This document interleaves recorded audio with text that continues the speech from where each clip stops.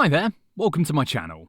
Today, we're going to be reading about the mysterious Night Mother of the Dark Brotherhood. This book, titled Sacred Witness, can be found in both Skyrim and Oblivion, and it details one of the only known accounts of the Night Mother as a person. Quick heads up, there seems to be some in-game disagreement about the author of this book's name. The book reads Enric Milnes, but the editor's note at the end of the wiki reads Enric Milres with an R.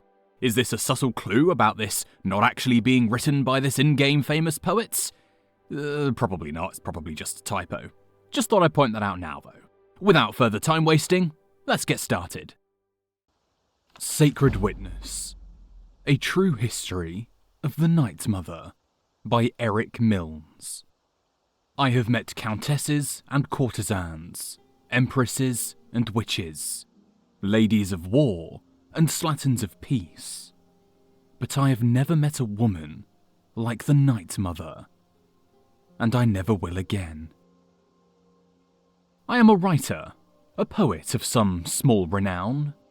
If I told you my name, you may have heard of me, but very likely not.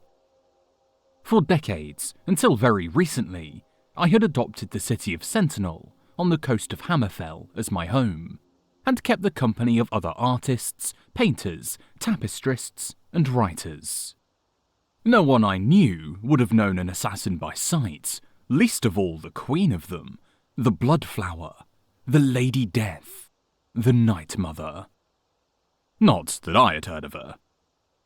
Some years ago, I had the good fortune of meeting Polani Assi, a respected scholar who had come to Hammerfell to do research for a book about the Order of Diagna. His essay, The Brothers of Darkness, together with Ynir Gorming's Fire and Darkness, The Brotherhoods of Death, are considered to be the canon tomes on the subject of Tamriel's orders of assassins. By luck, Gorming himself was also in Sentinel, and I was privileged to sit with the two in a dark skooma den on the musty slums of the city, as we smoked and talked about the Dark Brotherhood, the Morag Tong, and the Night Mother. While not disputing the possibility that the Night Mother may be immortal, or at the very least long-lived, Assi thought it most likely that several women, and perhaps some men, throughout the ages had assumed the honorary title. It was no more logical to say that there was only one Night Mother, he asserted, than to say there was only one King of Sentinel. Gorming argued that there never was a Night Mother, at least no human one. The Night Mother was Mephala herself, whom the Brotherhood revered second only to Sithis. I don't suppose there's any way of knowing for certain, I said, in a note of diplomacy. Certainly there is, whispered Gorming with a grin. You could talk to that cloaked fellow in the corner. I had not noticed the man before, who sat by himself, eyes hidden by his cloak, seemingly as much a part of the dingy place as the rough stone and unswept floor. Turning back to Ynir, I asked him why that man would know about the Night Mother. He is a dark brother, hissed Polani Assi. That's as plain as the moons. Don't even joke about speaking with him about her. We moved on to other arguments about the Morag Tong and the Brotherhood, but I never forgot the image of the lone man, looking at nothing and everything in the corner of the dirty room, with fumes of skooma smoke floating around him like ghosts.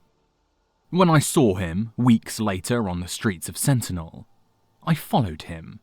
Yes, I followed him. The reader may reasonably ask why and how. I don't blame you for that. How was simply a question of knowing my city as well as I do. I'm not a thief, not particularly sure-footed and quiet, but I know the alleys and streets of Sentinel intimately from decades worth of ambling.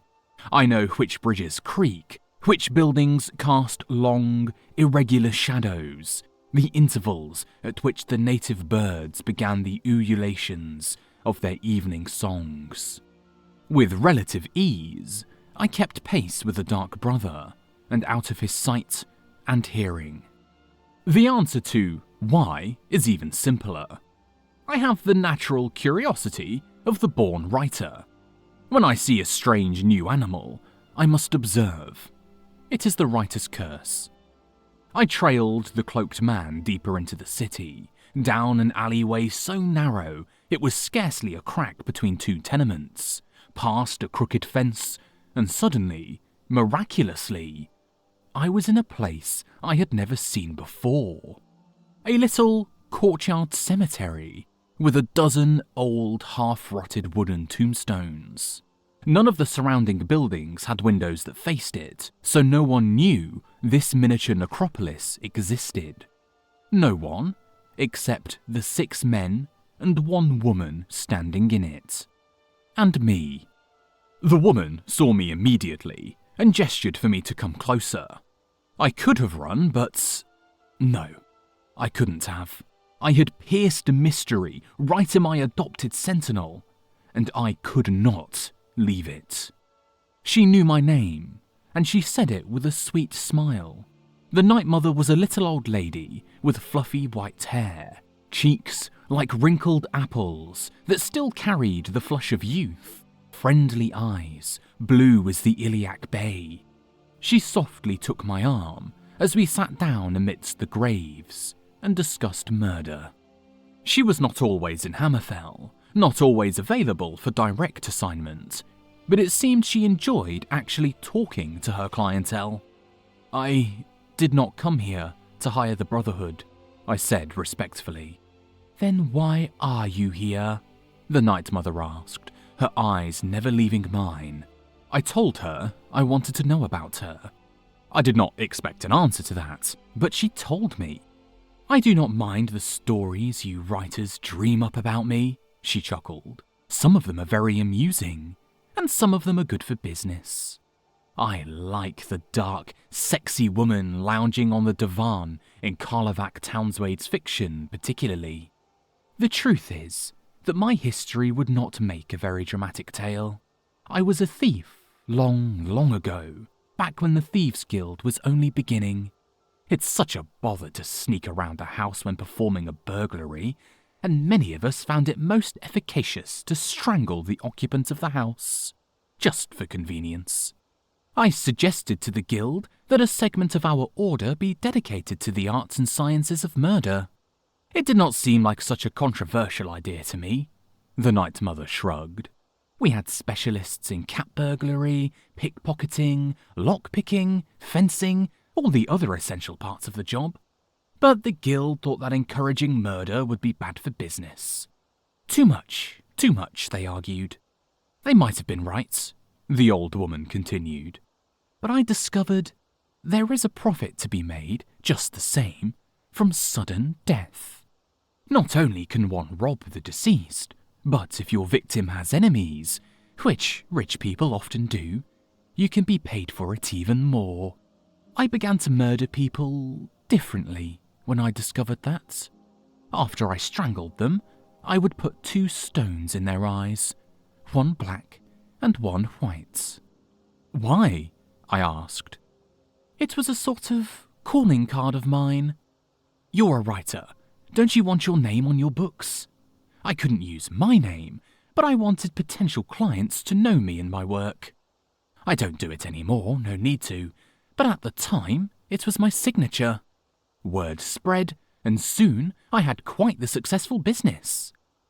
And that became the Morag Tong? I asked. Oh dear me, no, the Night Mother smiled. The Morag Tong was around long before my time. I know I'm old, but I'm not that old. I merely hired on some of their assassins when they began to fall apart after the murder of the last potentate. They did not want to be members of the Tong anymore, and since I was the only other murder syndicate of any note, they just joined on. I phrased my next question carefully. Will you kill me now that you've told me all this? She nodded sadly, letting out a little grandmotherly sigh. You are such a nice, polite young man. I hate to end our acquaintanceship. I don't suppose you would agree to a concession or two in exchange for your life, would you? To my everlasting shame, I did agree. I said I would say nothing about our meeting, which, as the reader can see, was a promise I eventually, years later, chose not to keep. Why have I endangered my life thus? Because of the promises I did keep. I helped the Night Mother and the Dark Brotherhood in acts too despicable, too bloody for me to set to paper.